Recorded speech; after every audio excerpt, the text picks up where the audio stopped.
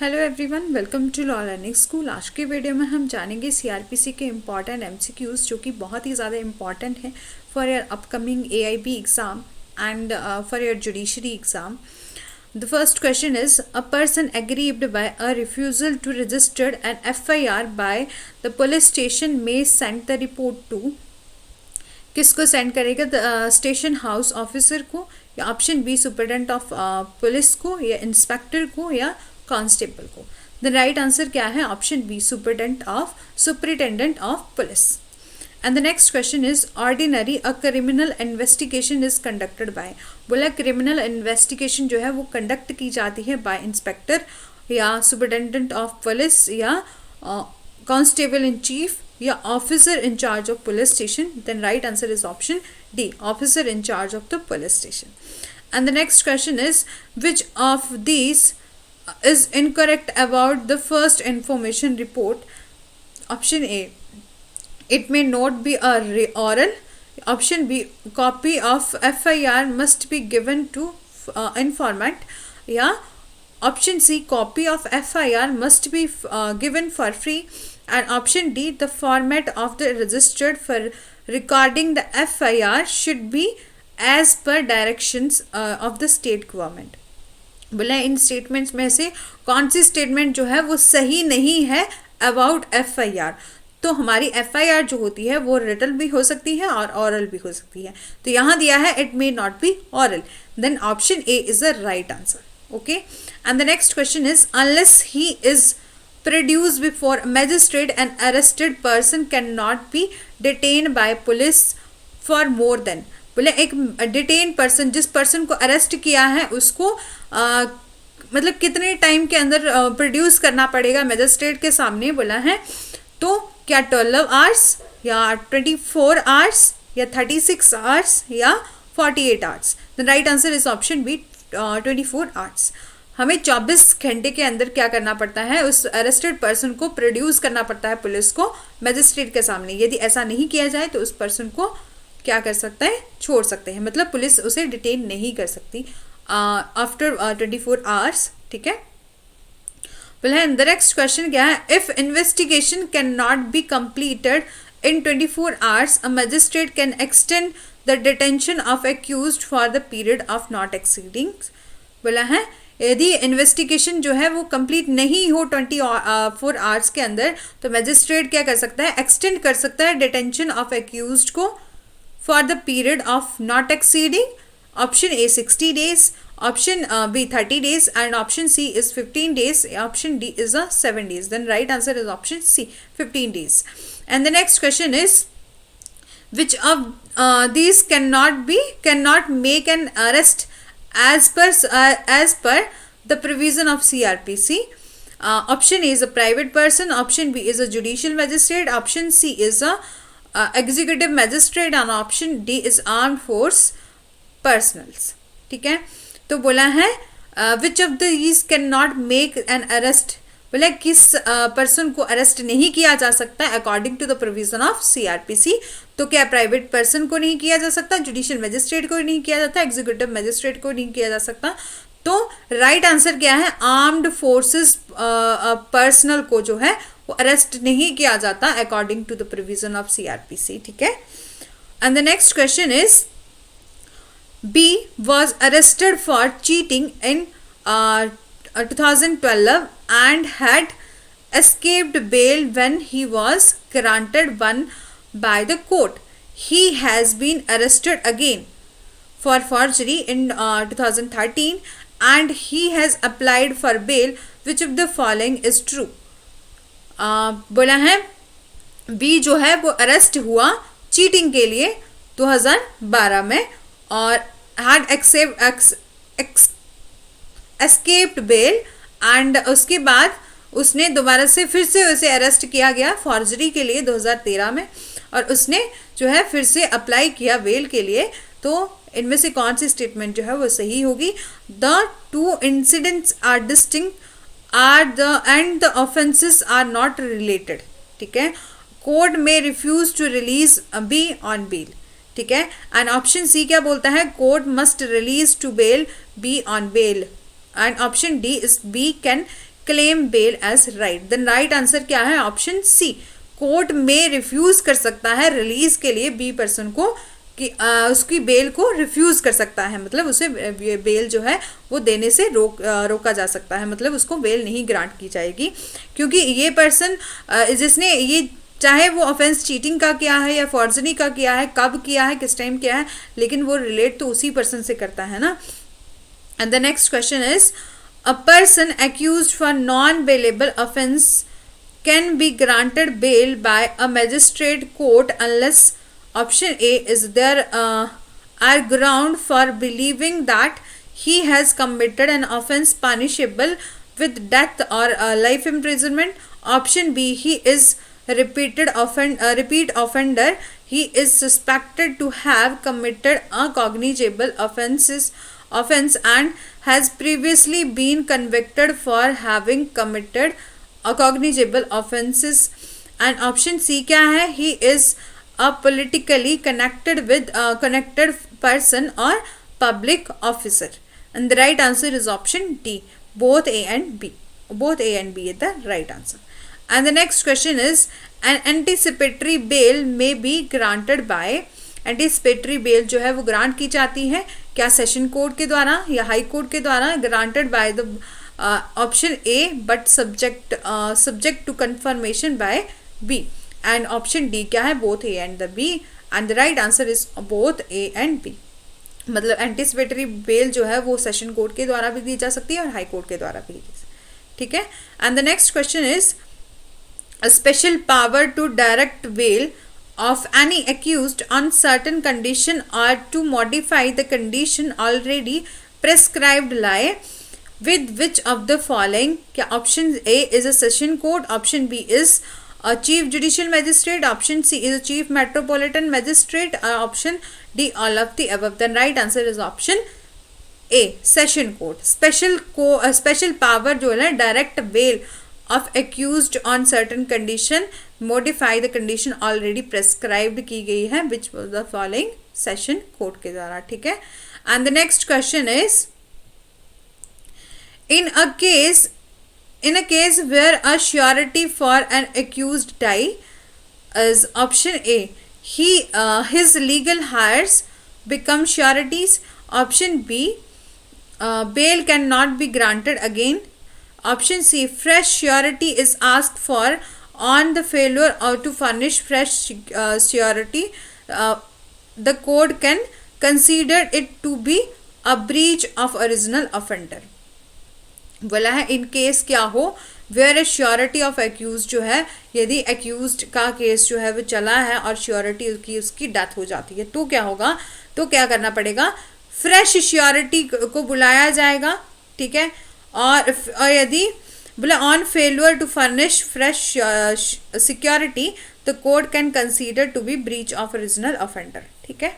तो ऐसा मान लिया जाता है, मतलब उसकी यदि किसी श्योरिटी की डेथ भी हो जाए तो उसको दोबारा से श्योरिटी जो है वो देना पड़ता है. श्योरिटी हमेशा ही दी जाती है एट द बेल के टाइम, या किसी ने बेल बॉन्ड भरने हो, मतलब अपनी कोई जैसे कोई गाड़ी वगैरह उसकी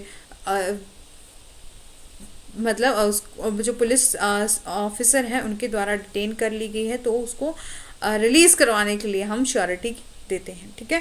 and the next question is, police can not compel the attendance of any person as a witness if he is under the age of. बोले पुलिस जो है वो कंपेल नहीं कर सकती अटेंडेंस ऑफ एनी पर्सन को एज अ विटनेस यदि वो 15 ईयर का है, 16 ईयर का है, 16 ईयर का है या 18 ईयर का है. Then right answer option A is the 15 years.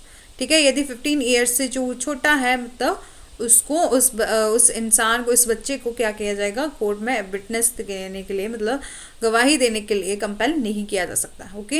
And the next question is, a confession during the course of the investigation must be made before a session judge, judicial metropolitan magistrate, executive magistrate, or the superintendent of police.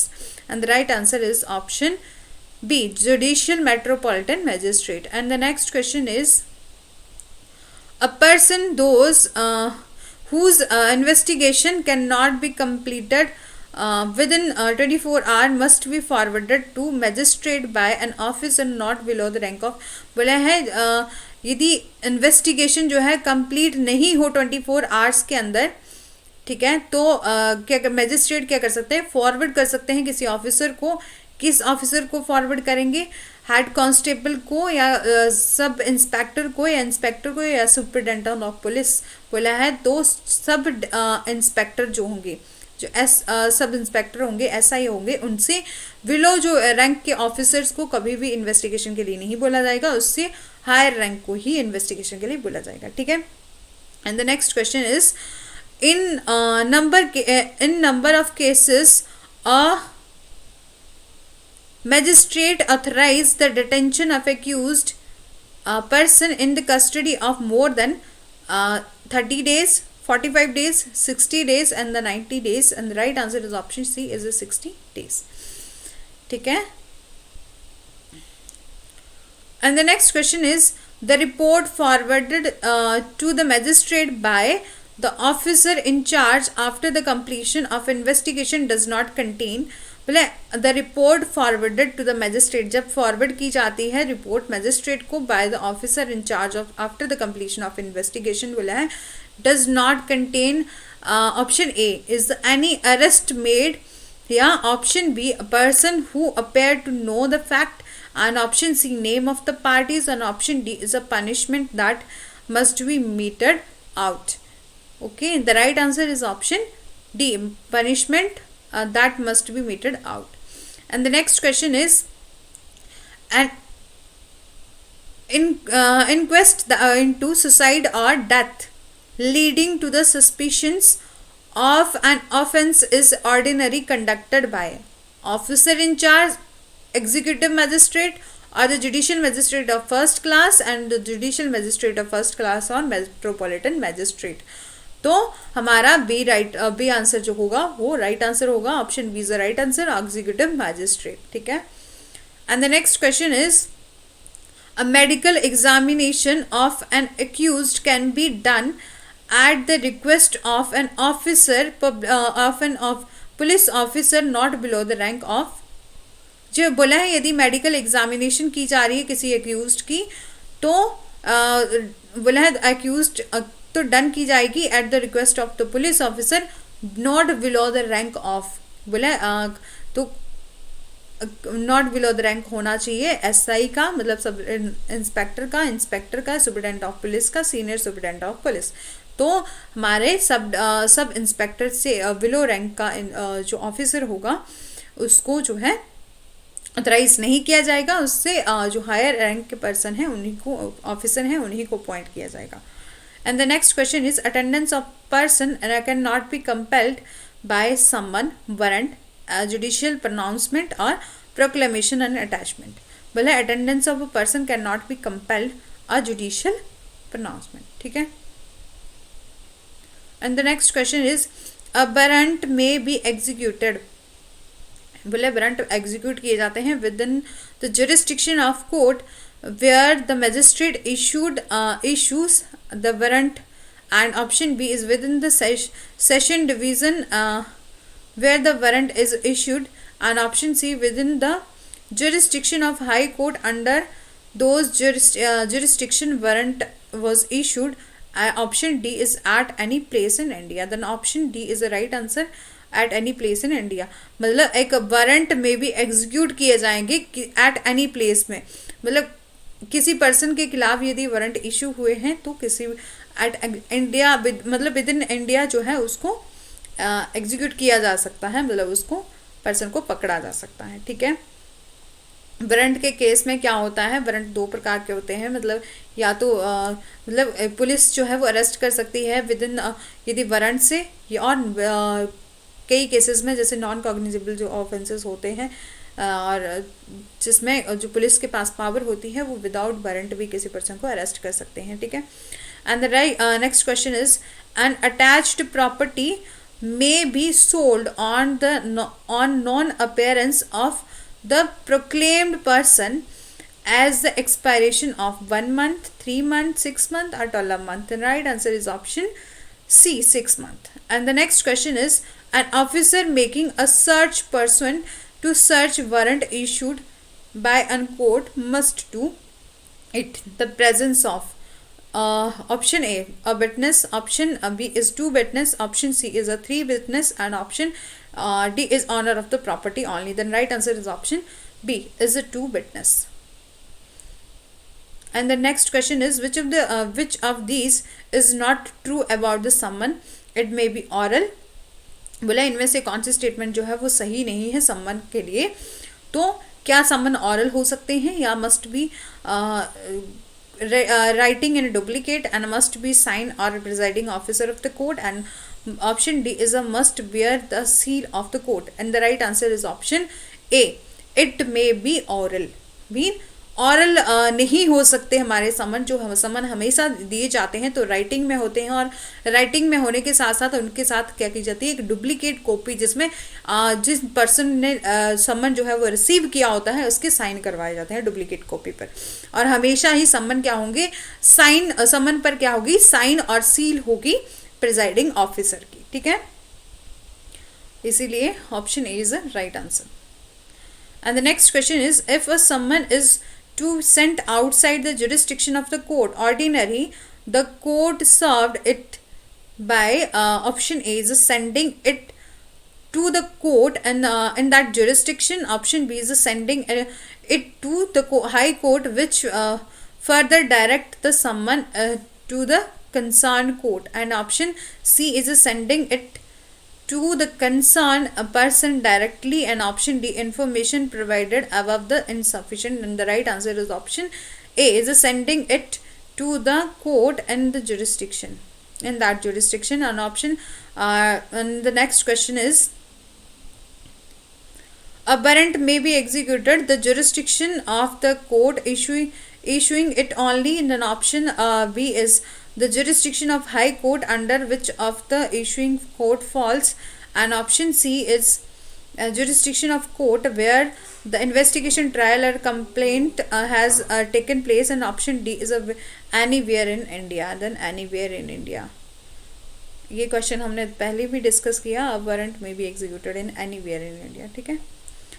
And the next question is which of these court cannot be ordinary take cognizance of the case is cognizance जो है वो in which of these court जो है cannot ordinary take cognizance of this case. तो option A क्या है, court of session. Option B क्या है, court of chief judicial magistrate. Option C क्या है, court of judicial magistrate of first class. And option D क्या है, court of judicial magistrate of second class, and which is specially empowered to take cognizance. And the right answer is option A is a court of session.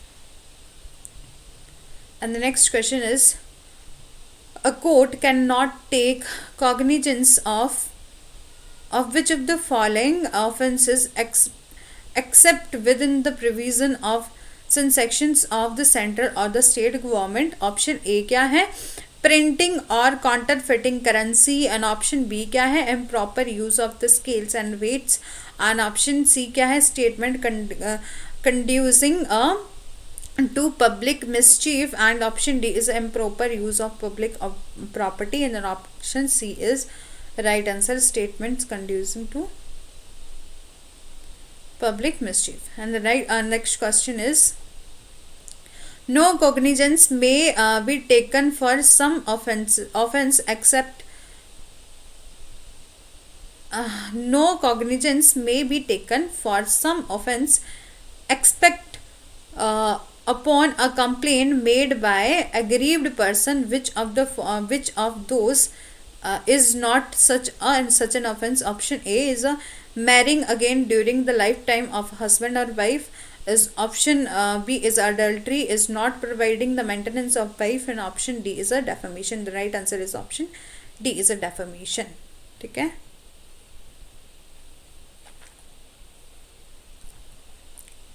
Option and the next question is special summons providing for pleading guilty to the charge through the pleader and a payment of fine may be issued in relation to offences punishable within a fine not exceeding.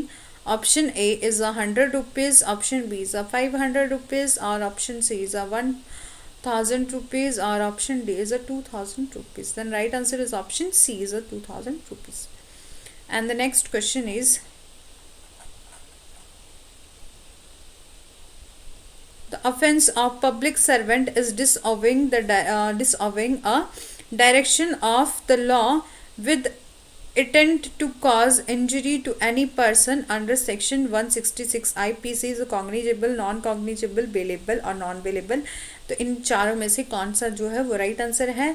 तो option C is मतलब जो second statement है और जो third है वो सही है. ठीक है.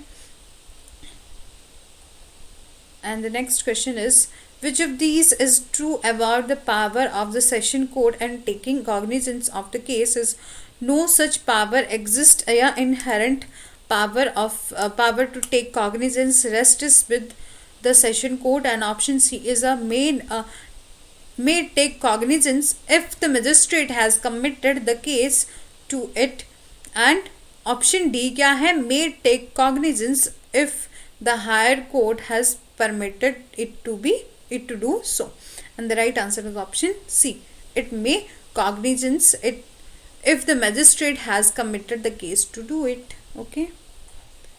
इसी के साथ हमारा जो लास्ट क्वेश्चन है, when a case appears before a magistrate that he believes that it is exclusively triable by the session court, he cannot.